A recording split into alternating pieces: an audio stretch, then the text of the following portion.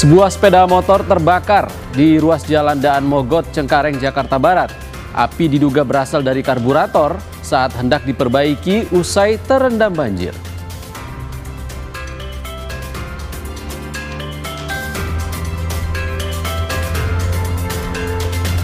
Penyidik Polda Metro Jaya menambahkan pasal pembunuhan berencana kepada satu tersangka pembunuh kepala cabang Bank BUMN. Satpol PP Kota Depok, Jawa Barat menertibkan 180 bangunan tak berizin di bantaran Kali Cipayung.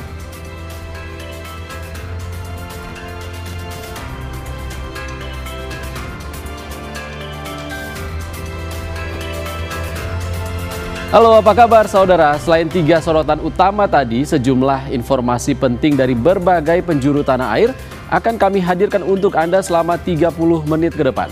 Bersama saya, Ihsan Sitorus. Kita jelang Indonesia Update selengkapnya.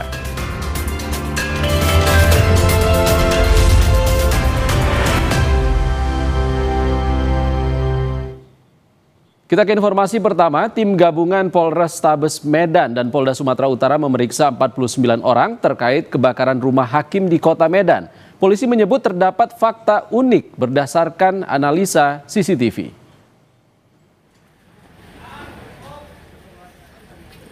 Pemeriksaan saksi terus bertambah untuk mengungkap penyebab kebakaran. Namun, polisi belum mengungkapkan fakta unik hasil analisa CCTV dan berjanji akan mengungkap dalam waktu dekat. Polisi juga enggan berkomentar lebih jauh soal beredar kabar penangkapan sopir hakim.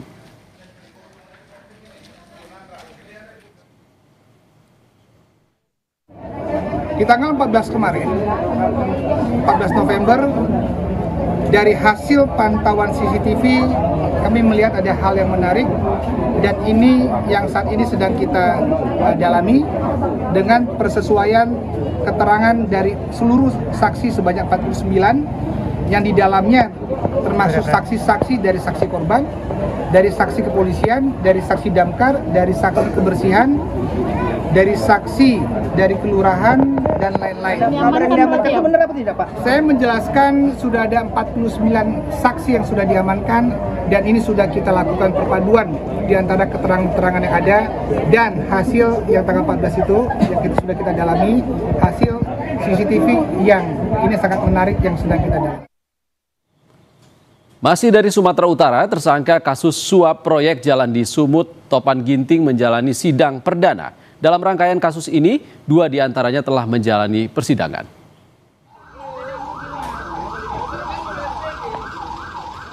Topan Obaja Putra Ginting, mantan Kadis PUPR Sumut yang menjadi tersangka kasus suap proyek jalan, menjalani sidang perdana di Pengadilan Tipikor pada Pengadilan Negeri Medan. Dalam rangkaian kasus ini, 2 dari 5 orang tersangka telah menjalani persidangan. Pihak swasta yang merupakan ayah dan anak itu masing-masing dituntut 2,5 dan 3 tahun penjara.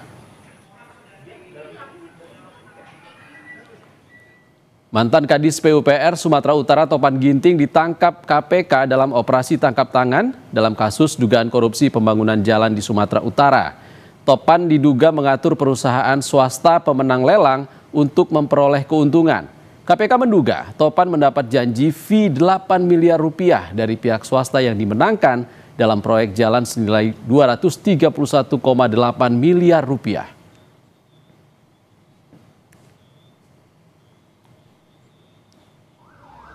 Untuk mengetahui lebih lengkap materi sidang perdana kasus suap proyek jalan di Sumatera Utara, kita bergabung dengan jurnalis Kompas TV Emir Purba dan juru kamera Roganda Malau di Medan. Emir, apa poin penting yang dari berkas yang dibacakan jaksa dalam sidang perdana siang tadi dan siapa saja yang disebut dalam berkas dakwaan? Ya, Ihsan dan juga saudara, pagi tadi telah terlaksana sidang perdana terdakwa kasus suap proyek jalan Sumatera Utara, yaitu mantan Kepala Dinas PUPR Sumatera Utara Topan Obaja Putra Ginting dan juga Rasuli Siregar, mantan pejabat pembuat komitmen di UPTD Gunung Tua, yang pagi tadi menjalani persidangan yang berdasarkan berkas dari Jaksa Penuntut Umum dari KPK menyebut bahwasannya kedua terdakwa menerima masing-masing uang berupa hadiah sebesar 50 juta rupiah dan janji komitmen fee sebesar 4% kepada Topan dan 1% kepada Rasul Effendi dari total nilai proyek. Adapun Ihsan dan juga saudara, hadiah dan juga fee komitmen tersebut diberikan oleh Akirun Piliang selaku Direktur Utama PT Dalihan Natolu Group dan anaknya Raihan Piliang yang merupakan Direktur Utama PT Rauna Namora, di mana fee ataupun hadiah itu sebagai imbalan untuk mengatur proses pelelangan dan menunjuk kedua perusahaan tersebut untuk mendapatkan paket pengerjaan di Dinas PUPR Sumatera Utara berupa peningkatan struktur jalan ruas Sipiongot Batas Labuhan Batu senilai 96 miliar rupiah dan juga proyek ruas jalan Hutaim Baru Sipiongot dengan anggaran 69,8 miliar rupiah. Dan tadi dari berkas perkara yang disebutkan ada dua nama dari pihak swasta yang tadi sudah kita sebutkan, yaitu Akirudin dan juga Raihan Piliang yang sebelumnya beberapa waktu lalu telah menjalani persidangan dengan berkas yang berbeda dan masing-masing dari para terdakwa dituntut hukuman 2,5 tahun dan juga 3 tahun penjara. Ihsan. Agenda sidang berikutnya dan apa yang akan digali oleh majelis hakim?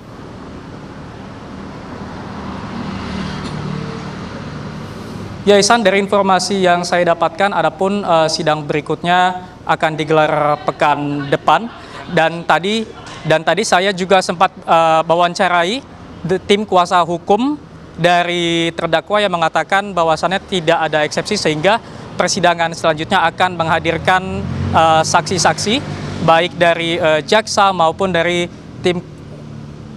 tim kuasa hukum para terdakwa. Ihsan. Jurnalis Kompas TV Emir Purba melaporkan langsung dari Medan, Sumatera Utara. Terima kasih, Emir. Kita ke sorotan lainnya, saudara. Ibunda Prada Lukinamo kecewa pada Komandan Batalion Waka Ngamere karena dinilai membiarkan penganiayaan terjadi di batalion. Ia menduga Danyon mengetahui semua kejadian penganiayaan yang dialami anaknya dan Prada Richard.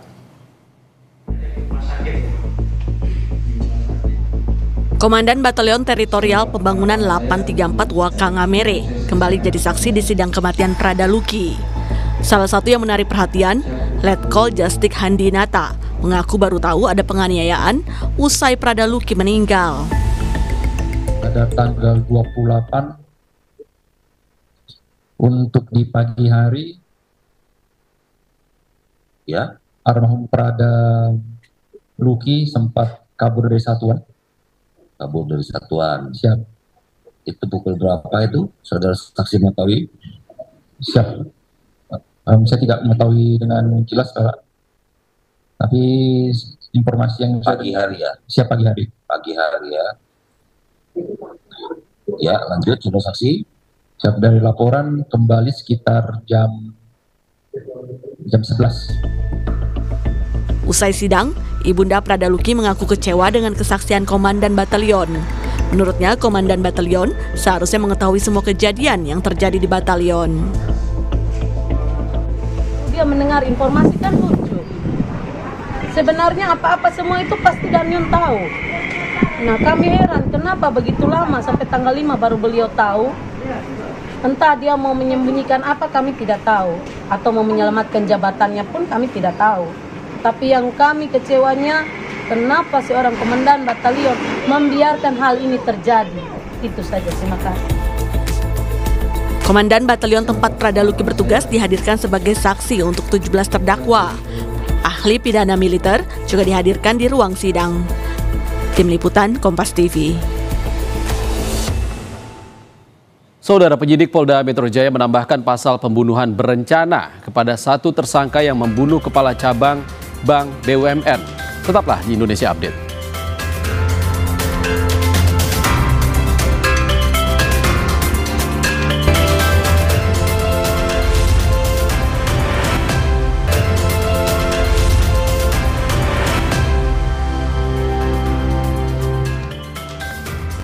Terima kasih Anda masih di Indonesia Update. Saudara, motor korban banjir terbakar di ruas Jalan Daan Mogot, Cengkareng, Jakarta Barat. Api diduga berasal dari karburator saat hendak diperbaiki.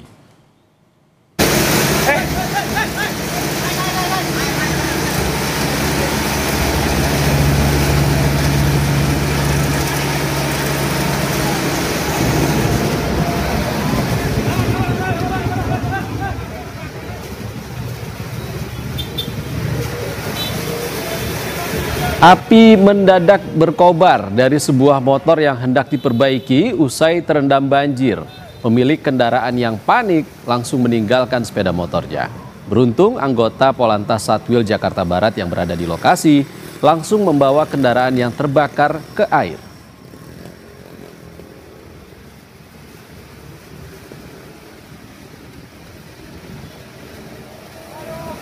Air masuk ke karburator, kemudian sudah diperbaiki, masih tetap begitu karena keluar air dari karburator. Tadi pada saat jalan kebakar atau gimana, Pak?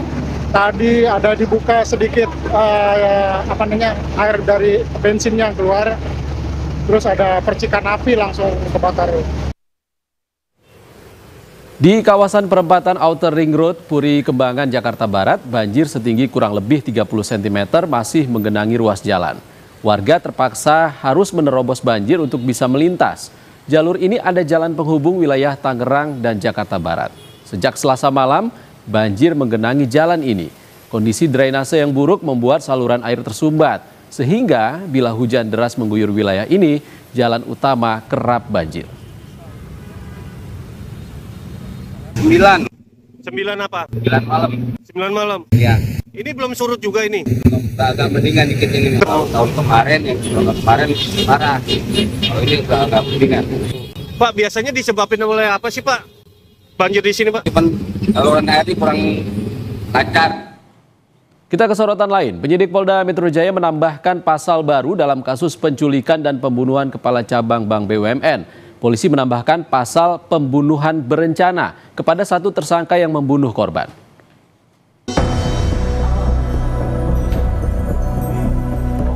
Fakta baru terungkap dalam kasus pembunuhan Kepala Cabang Bank.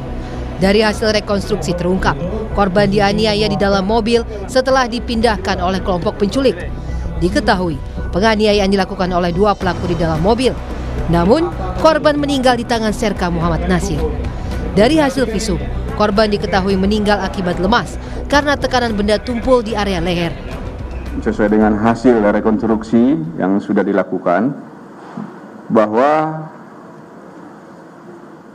korban meninggal pada saat setelah dipindahkan dari mobil awal, dari mobil Avanza, dari tim penculik yang sudah kami sampaikan pada rilis di awal, dari tim penculik kepada tim penjemput, yang mana dipindahkan ke mobil Fortuner. Setelah dipindahkan ke mobil Fortuner, dibawa berputar-putar, disitulah korban dianiaya. Dan berdasarkan hasil visum bahwa yang kami dapatkan bahwa korban meninggal karena lemas, karena tertekan di bagian leher. Dan berdasarkan hasil penyidikan kami bahwa yang melakukan yang menyebabkan korban meninggal dunia adalah dilakukan oleh tersangka MN, inisial MN. Penyidik Polda Metro Jaya juga menambahkan pasal pembunuhan berencana usai mendapatkan petunjuk dari jaksa penuntut umum dalam berkas kasus tersebut. Saat ini, seluruh petunjuk kejaksaan sedang dilengkapi tim penyidik. Benar, memang di awal kami menerapkan pasal 328 dan 333. Kemudian berdasarkan berkas yang kami sudah ajukan kepada JPU, kemudian sudah diteliti oleh JPU, ada petunjuk kepada kami untuk menambahkan pasal 338 dan mendalami 340. Sebelumnya rekonstruksi kasus pembunuhan Kepala Cabang Bank BUMN Muhammad Ilham Pradipta diikuti 17 tersangka. Zefanya Situmeang, Ian Faris, Kompas TV Jakarta. Tetaplah di Indonesia Update. Usai jeda kami kembali dengan kabar soal Satpol PP Kota Depok, Jawa Barat yang melakukan penertiban terhadap 180 bangunan semi permanen tak berizin di bantaran Kali Cipayung, Citayam, Depok, Jawa Barat.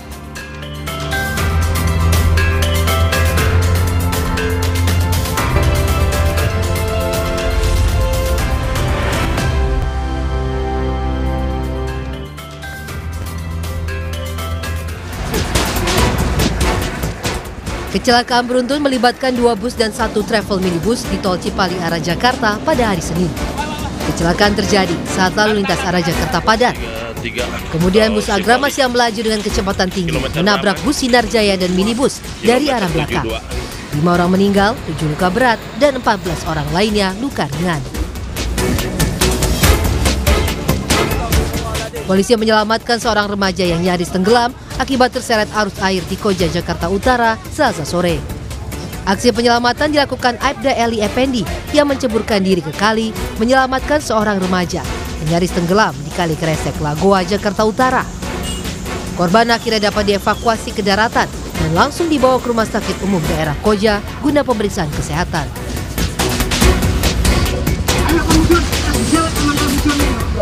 Video amatir merekam keributan di dalam salah satu bus jurusan Surabaya menuju Kediri di Terminal Purabaya, Surabaya, Jawa Timur. Seorang pria yang diduga menderita gangguan jiwa mengamuk di dalam bus di Terminal Purabaya, Surabaya. Saat hendak diturunkan, ia menantang kru bus untuk berkelahi. Diduga ia tersinggung lantaran kernet bus meminta dirinya untuk bergeser maju agar penumpang lain dapat terangkut. Petugas yang datang langsung menggiring pria yang diduga menderita gangguan jiwa tersebut keluar dari terminal. Tim Liputan Kompas TV.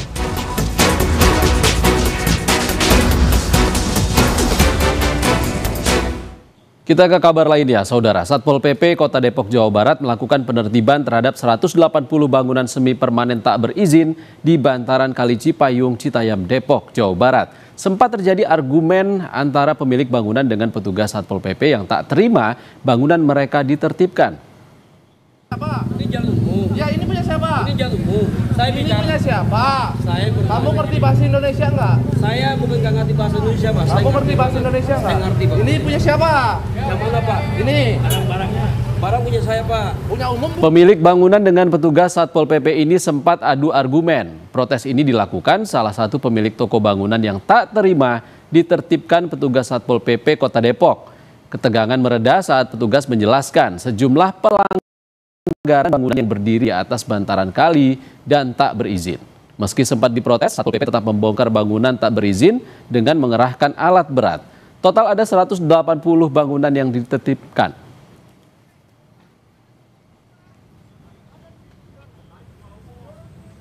Penertiban dengan tim terpadu sesuai penertiban ini dilakukan sesuai dengan standar operasional SP 1, 2, 3 dan perintah bongkar 1 kali 24 jam. Bangunan liar yang ada di sepadan kali, terus juga jembatan-jembatan yang nggak ada izinnya, kita tertibkan dengan persuasif tapi tegas ya. Kita tertibkan sesuai SOP yang berlaku. Ada berapa bangun dan PKL tertibkan? Totalnya 180 untuk hari ini yang ditertibkan dari ujung perbatasan dengan Kabupaten Bogor.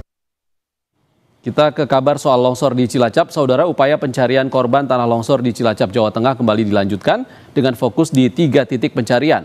5 korban hingga kini masih dicari.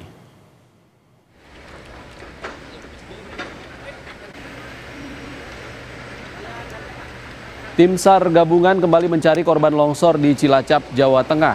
Tim SAR gabungan akan fokus pencarian di 3 titik yakni worksite A1, B1, dan B2. Tim Basarnas akan memaksimalkan penggunaan anjing pelacak untuk mendeteksi titik korban, penggunaan pompa air, serta alat ekstrikasi manual dan modern. Selain itu, penggunaan drone dilakukan untuk memantau retakan tanah yang dapat memicu longsor susulan yang bisa membahayakan tim pencarian. 5 korban masih dicari dan 18 ditemukan meninggal.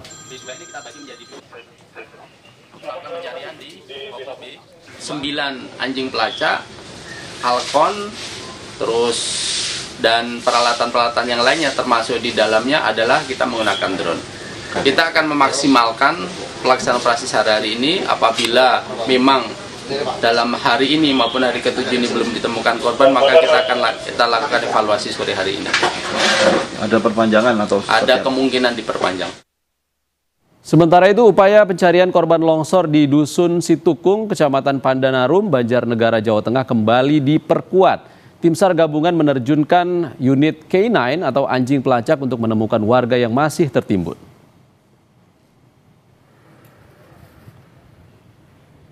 Petugas mengerahkan 6 unit K9 untuk menelusuri area yang berpotensi menjadi lokasi keberadaan korban. Dengan kemampuan mendeteksi aroma tubuh manusia, anjing pelacak membantu tim mengidentifikasi titik-titik yang memerlukan pemeriksaan lebih lanjut. Penyisiran dilakukan bertahap, mengikuti kondisi medan yang tidak stabil dan tertutup material longsor.